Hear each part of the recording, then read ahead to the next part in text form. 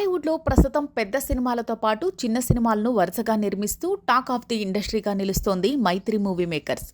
కానీ ఇటీవల సంధ్యా థియేటర్ ఘటనకి వీరిని కూడా బాధ్యులుగా చేరుస్తూ కేసు నమోదైన విషయం తెలిసిందే. ఇది నడుస్తుండగానే మైత్రి నిర్మాతలపై మరో కేసు నమోదైంది. నాంపల్లి కోర్టులో న్యాయవాది మామిడాల తిరుమలరావు మైత్రి మూవీ మేకర్స్పై ఓ పిటిషన్ దాఖలు చేశారు.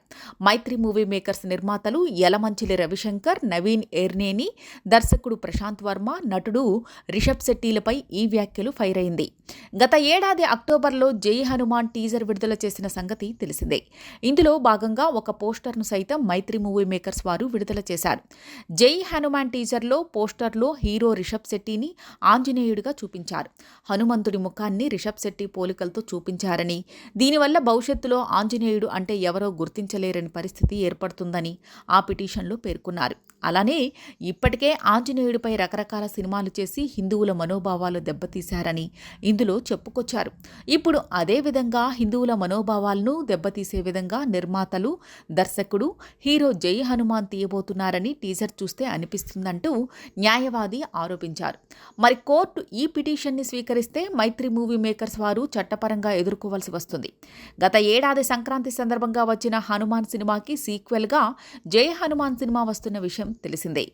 హనుమాన్ సినిమాలో హనుమంతుణ్ణి గ్రాఫిక్స్లో చూపించారు. కానీ జై హనుమాన్ సినిమాలో ఆంజనేయుడి పాత్రలో కన్నడ స్టార్ నటుడు రిషబ్ శెట్టిని ఎంపిక చేయడంతో పాటు ఆయన లుక్ని రివీల్ చేశారు.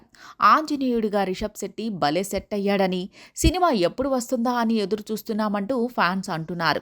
ప్రశాంత్ వర్మ దర్శకత్వంలో రూపొందిన హనుమాన్ గత ఏడాది బిగ్గెస్ట్ బ్లాక్ బస్టర్ సినిమాల జాబితాలో చేరింది. దానికి సీక్వెల్గా మారిపోతుందన్న జై హనుమాన్ నిర్మించేందుకు మైత్రి మూవీ మేకర్స్ ముందుకొచ్చారు. భారీ బడ్జెట్తో సినిమా నిర్మించేందుకు ఏర్పాట్లు జరుగుతున్నాయి.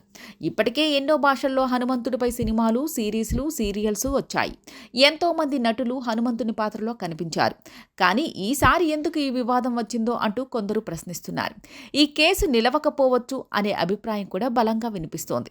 సినిమా ఇండస్ట్రీలో గతంలో ఎన్నోసార్లు ఆంజనేయుడి పాత్రలపై సినిమాలు వచ్చాయి. చాలా సినిమాల్లో ఆంజనేయుడిగా వేరే వారిని చూపించారు. కనుక జై హనుమాన్ సినిమాకి వచ్చిన ఇబ్బంది ఏమీ లేదు.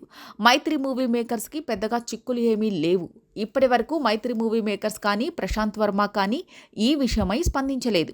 వారు ఎలా స్పందిస్తారు అనేది చూడాలి.